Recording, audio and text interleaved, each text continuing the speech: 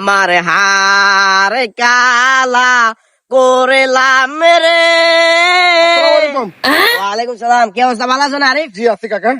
বাইদনকা কি গতকাল জানাইছে কি আবার মারামারি করছিস নাকি? আর মাথা তো ধরেন না কি রে, হাতে কে চোখ ভাঙে, ঘুম ভাঙি গেছে, ঘুম ভাঙবার হরে যার ঘুম ঘুম টোন বে খাইলে আওয়াজ শুনা যান, আর তোর সিলিয়া সিলি শুনা যান, সিলিয়াচ্ছে কাকা আন্নে বিচার করবি হতুন বাজার জীবনও লাগেনু কালে ছিল মূলত আর 2টা থেকে 3টা বাজে হ্যাঁ।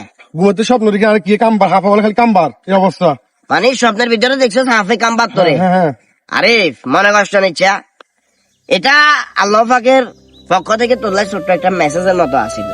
মান আল্লাহ রাব্বুল আলামিন তোরে এটা দ্বারা বুঝাইতে চাইছে এটাই যে আরিফ অন সময় আছে, দুনিয়ার ভিতরে যেগুলা কর এগুলা ক্ষমা দেও।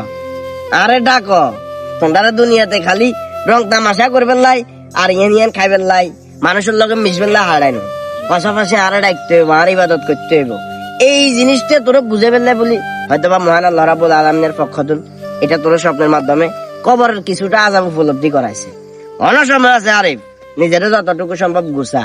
আমি তোর কত পরশুদিন ফজরের নামাজ বলাই ফেলাই গেছি, আমি জানি না তোর মাথার ভিতরে কি হচ্ছে, তুই এমন ভাবে গালি গালাজ করছস মনে হচ্ছে তুই আর চিনস না।